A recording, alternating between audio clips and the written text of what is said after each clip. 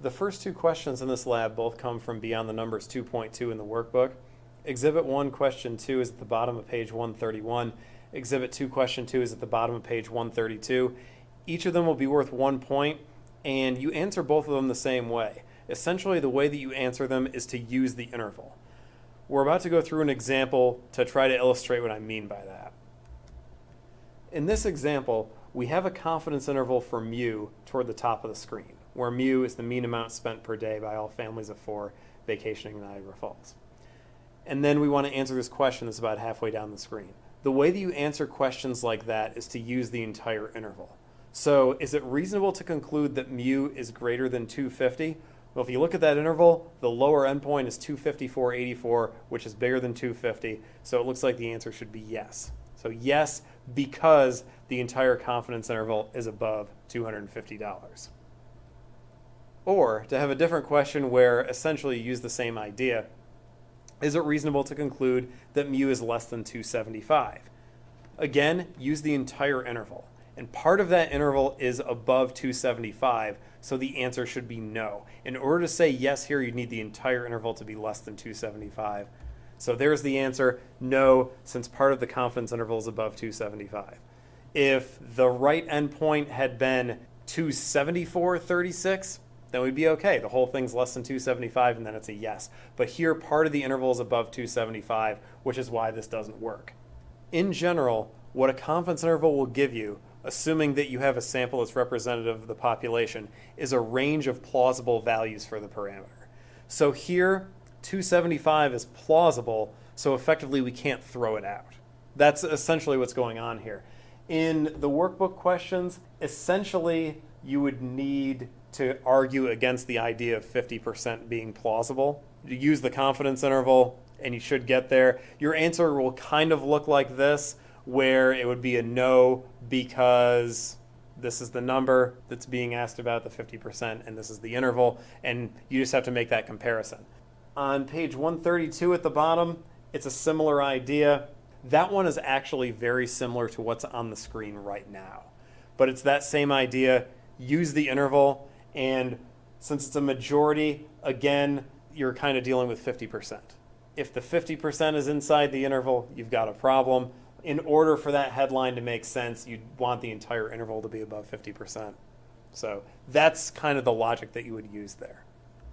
Beyond the Numbers 2.15, which is on pages 171 and 172 in the workbook, the first question, so Exhibit 1, Question 1, that's asking what the sample and statistic are.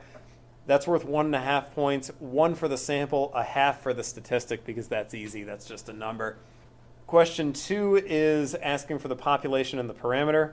The population's worth 1, parameter's worth 1.5, and for the parameter, there are 3 things that you need to have there that are each worth half a point. You need the type of number, so if it's a proportion or a mean, that kind of thing is what I mean by type of number. You need the population in there, and you need the specification part.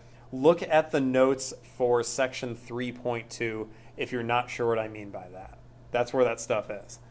It's in that video. It's in the 3.2 video. Question 3 is asking for a confidence interval, but it's just point estimate and margin of error and get the confidence interval from there, so that's not too bad. Question 4, so the one that's listed as number 6 here, also worth 1 point. Think about what would affect margin of error directly. That's also in section 3.2. It's the part in section 3.2 that relates to the example where there are 4 polls about the same thing, about the method of electing a president. It's that. So that's where the answer is. It's in there. I guess there's something toward the end of section 3.1 in that video that would probably also work. Beyond the Numbers 2.26, which in the workbook is on page 201, at least that's where Exhibit 1 is. So number 7, Exhibit 1, Question 1, that's effectively a 2-word answer where the second word is variability and the first word starts with an S. That one's not too bad. That's why it's only worth half of a point. Number 8, Exhibit 1, Question 2, that one, the best way that I can put it is that it's what you think it is. You can make that precise if you want to, or you can just use the colloquial idea, that's fine. Don't overthink this one, it's what you think. Number 9, Exhibit 1, Question 3. There you want a specific type of non-sampling error. The non-sampling errors are toward the end of section 1.2. That's where you want to look for that. It's in there. The answer that you need for number 9, that's in section 1.2, and it's definitely somewhere in the back half. Number 10, the first of the additional problems, writing out a parameter, worth 1.5 points. So half point for the type of number, half a point for the population, half a point for the specification. Again, this is in section 3.2. That's where you want to look if you're unsure of how to set that up in kind of an itemized fashion. That section 3.2 video has got this in it.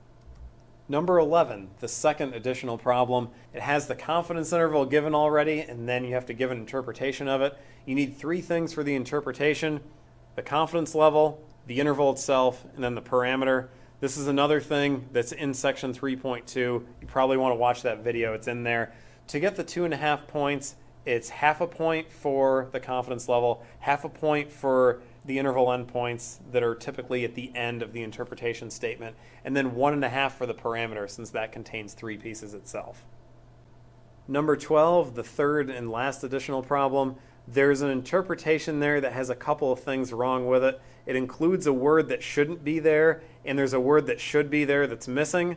So this is worth 1 point. Each piece is worth half a point, so each word. Hopefully this won't be too bad. If you've just done number 11 and you're comfortable with writing out interpretations, you're probably going to catch both parts of this right away. This one isn't supposed to be anything crazy. It isn't supposed to be anything tricky. And I think if you were just looking at how to do an interpretation, I think the 2 things that are wrong ought to jump right out.